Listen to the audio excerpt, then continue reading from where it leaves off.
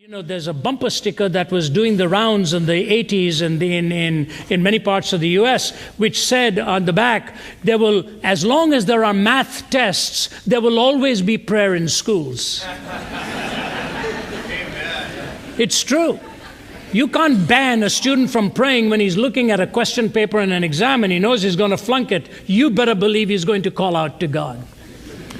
In fact, I don't know how many of you know the name of Richard Dawkins. Do you know the name of Richard Dawkins, that very noted atheist, belligerent atheist?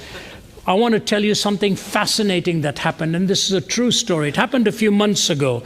He was on a radio program on the BBC, live. And he was dialoguing with one of the ministers of St. Paul's Cathedral. And he was, as usual, Dawkins just very belligerent and hostile and verbose and all that he does to criticize believers. And he said, you know, Christians are basically very unintelligent people. He said, if you want to ask an average Christian even to name the Gospels, they won't know it. They don't know it. Interesting. It tells us an awful lot. When you say, I'm telling people what it is to be Christian, we ask them a very comprehensive list of questions. You can look at the press release. It would be very hard for anyone to deny that many of these questions, most of these questions, are fundamental to the Christian religion. But you're saying they're not Christians even if they think of themselves as Christian. You know what they are, even though they tell you. I'm not presenting my opinion here. This press release is offered to people to look down it and say, look, these people who call themselves Christians actually don't read the Bible, don't go to church, don't believe Jesus was the Son of God, don't even know what the first book of the New Testament is. But Richard, it's up to you to make up your mind whether you think they're Christian. Don't ask me. My opinion is not relevant. Richard, if I said to you... And so the vicar just kept listening and he said, Richard, you're a very erudite scientist.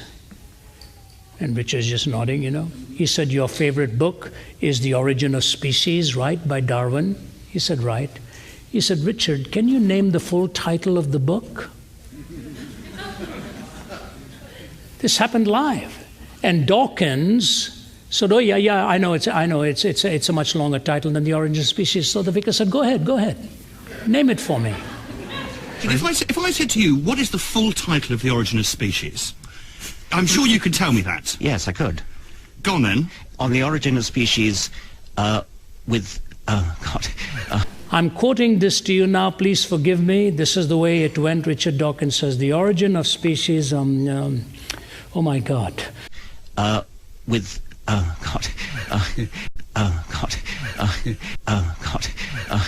The Origin of Species, there is a subtitle with respect to the preservation of favoured races in the fight, in the struggle for You're life. the high pope of Darwinism. Not bad, and I'd give him some just... But if you asked people who believed in evolution what that question, and then you came back and said 2% got it right, it would terribly easy for me to go, they don't really believe it after all. It's just not fair to ask people these questions.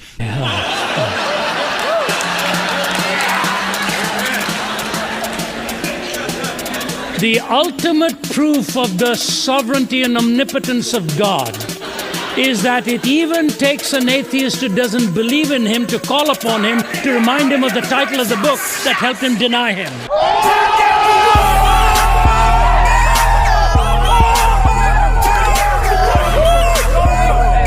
And the next morning's newspaper said, and I quote, "It's been a bad week for atheists."